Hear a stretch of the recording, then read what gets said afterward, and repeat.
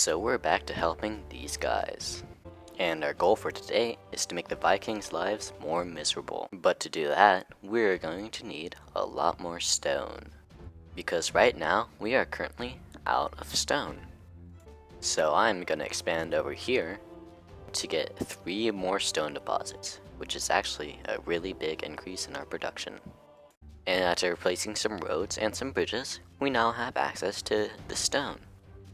And some slight deforestation later, we can finally build in this area, in which I'm going to place a ton of quarries. And now we have 5 more quarries, which is double my production plus 1 more quarry.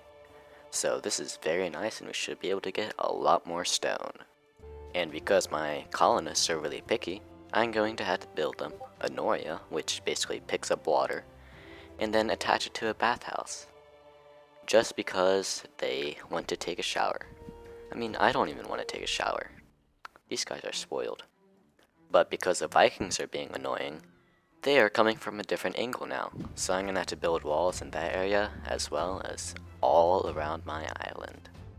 But with our 4 archer towers on their very high pedestals, they can actually do a ton of damage to these Vikings. What I'm confused with is that the arrows do not damage the colonists, even though they kind of miss almost every shot. But I'm not going to complain. But because I like win-win situations, I'm going to use my noria to fill up this reservoir. And I'll show you what it does a little bit later. But once it gets water, it can actually do some pretty useful stuff. And I actually got enough stone to build the whole entire wall here. And I'm actually starting on a second layer, so that shows you how much the 5 extra stone quarries helped us. But back to the reservoir. Now that it has water connected to it, it makes all the land around it that would otherwise be barren, and it allows me to plant on it. So I can use all the land I have and make the most out of all of it. And now I'm going to use these manors, which instead of only housing 12 colonists per 2 tiles, it houses 25 per 4 tiles, which is much better. But along with completing my wall over here, I also built a small little maze over here, which I can put archer towers on, and they can just shoot at the Vikings. And I put a little bit of walls along the side, but the Vikings have not landed in the top left area, so I'm gonna think that they won't go there and not build anything there. And a useful block is these gateways, which allows my colonists to go through them, but doesn't allow Vikings to go through them. So they might be useful if I can use them. But I'm also going to put some archer towers in my maze, just so that I'm ready to shoot some Vikings when they come through. And just like colony survival, my colonists have to go all the way through my maze in order to build it. Or they could choose to walk through these wolf dens, which the wolf dens will try to kill anyone who walks through them. So either they can go the long way, or they can die. But that's their choice. But the Vikings have finally come, so I get to test out my maze. Thanks for being a volunteer, guys. And I always find it funny when they had to walk through this area, because there are so many wolf dens, and the wolves can just attack the Vikings, and the Vikings have to suffer. So, I can say that I have a pretty strategic location set up. But for some reason, the Vikings are actually going right instead of through the maze. Even though I don't really have anything to the right of my base, there's just my quarries that I have.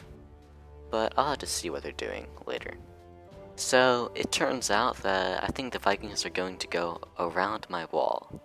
They can travel into the shallow water of these. So I am going to have to place some piers and then put walls on those piers in order to keep this from happening. But I really don't like how I wasn't able to use my maze. But now all my walls are too high, and I made sure to build piers along with walls on the sides so that the Vikings cannot go past them. And I did that on both sides, so I should be prepared for the next Viking attack. So it's the next Viking attack, and they already came with the golems. So these guys are literally just meant to knock down walls. So instead of them going through my maze, they're gonna wait for these guys to break down the walls. So I'll have to use other things like moats and higher walls in order to stop these guys. But for the time being, they'll just be able to break through my walls. And yeah. In a few hits, they already made it through, and the Vikings can go through. This is really unfortunate. But one function that walls work with is that the taller they are, the more life they have. So with my archer towers right now, they can take 35 hits from these golems.